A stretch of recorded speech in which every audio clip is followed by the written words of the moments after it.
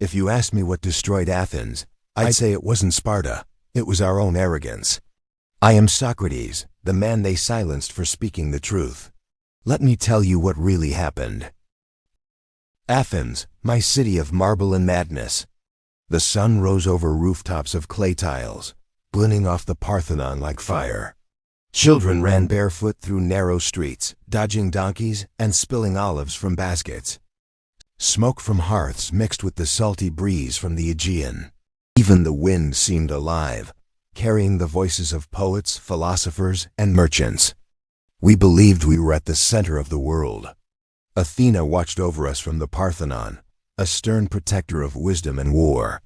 Dionysus laughed in the theaters, teaching us to celebrate life in chaos. Zeus, he was a distant observer, but we left him offerings anyway.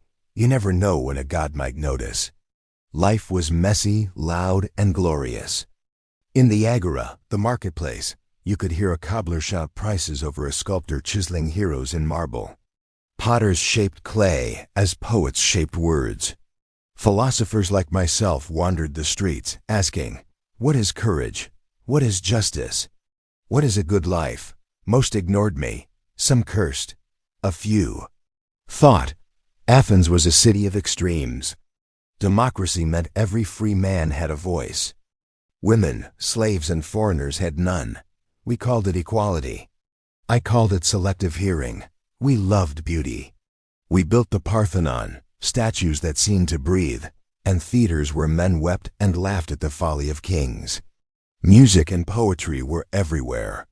We celebrated festivals like Dionysia with masks, dances, and debates. Athletes trained for the Olympics, risking life and limb for glory and olive wreaths. Food was simple but sacred. Bread, olives, cheese, fish fresh from the Aegean.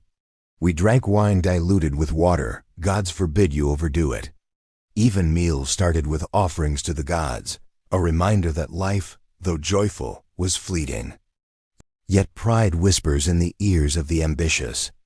Even as Athens flourished, we were blind to the danger creeping from the west. Sparta, disciplined and silent, was sharpening its spears.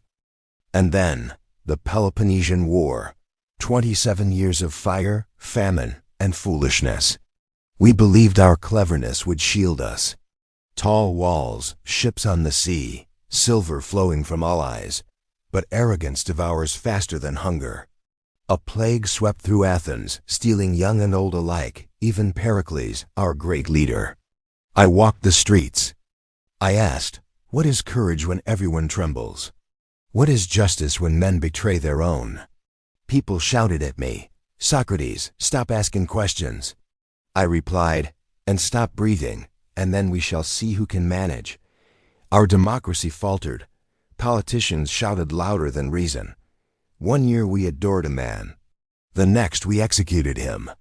Generals fell, heroes died, citizens panicked. Still, thought endured.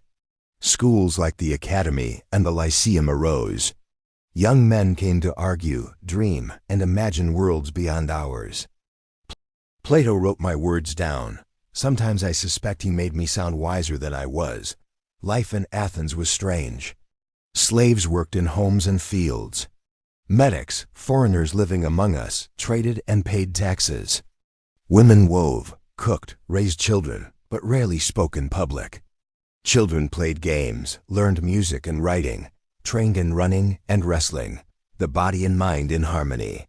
Religion infused everything. Oracles like Delphi predicted fates. Hearths were sacred, temples grand. Sacrifices of animals, wine, or grain marked births, deaths, victories, and defeats. We believed gods shaped the world, yet often we shaped our gods to fit our fears. And while the war raged, culture thrived. Playwrights like Sophocles and Aristophanes entertained, enlightened, and provoked.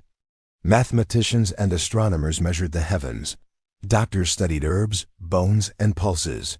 Philosophers questioned everything. Some feared, most ignored, a few listened. Athens lost her fleet, sons, pride, and confidence. Sparta conquered walls and cities, but the mind remained free. By the time I was old, Athens had changed. We were critics, not builders. Everyone wanted to sound clever. Few wanted to be good, and so they put me on trial. Corrupting the youth, defying the gods. Corrupting the youth. I only asked questions. Questions they feared. The judges asked, "Will you stop questioning?" I said, "Only if you stop breathing." Exile was offered. I could have fled. But philosophy without death is a coward's game. So I drank hemlock, bitter, cold, strangely peaceful. As the world dimmed, I remembered the smell of olives, smoke, and the sea. Children laughing, the beauty of temples and statues. The sound of debates, laughter, and music filling the streets. You ask what Greece was. It was not a place. It was a mind. We loved beauty, argued endlessly. We worshipped gods yet questioned them. We invented democracy, then broke it. We sought truth and feared it. Yet Greece survives in ideas, words, and questions echoing through centuries. So if you stand among ruins, listen. You might hear me ask once again, what is truth?